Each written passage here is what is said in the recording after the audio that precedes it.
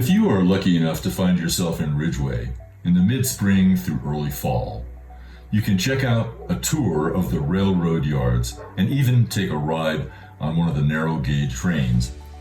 The community provides knowledgeable volunteers with an extensive background in the train industry. Very few people realize it, but the reason Ridgway was built in the first place was to be a central location, rail yard, for the big railroad companies that traverse the area. Both the Denver and Rio Grande Western Railroad and the Rio Grande Southern Railroad converged here, and so it became the obvious spot to create the Ridgway Railroad Depot. The railroad systems spread out throughout San Juan Skyway and further, with the two main segments traversing the distance between Ridgway to Telluride and Durango, and from Montrose passing through Ridgway to the town of Ouray.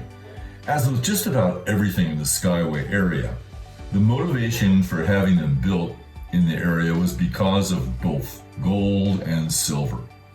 Precious metals were discovered in the San Juan Mountains about the time of the Civil War, but it wasn't until the 1880s that the gold and silver rushes began in earnest.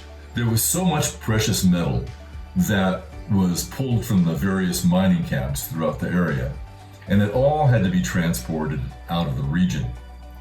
Narrow gauge railroads were the obvious answer at the time, as they were strong and powerful, and their width between wheels, 3 feet, was narrow enough to deal with the narrow gorges that winded their way up riverbeds and over the mountain passes on the way to the mining camps.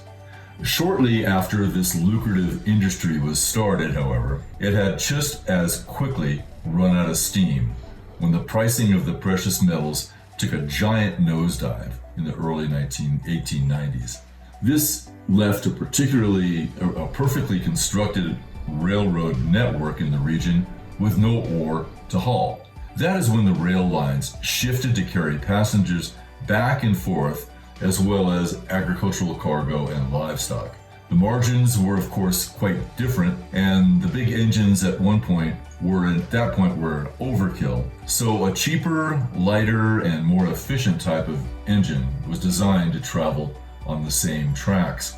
These new passenger trains became known as the Galloping Goose Network, and 7 of them were constructed and put into operation.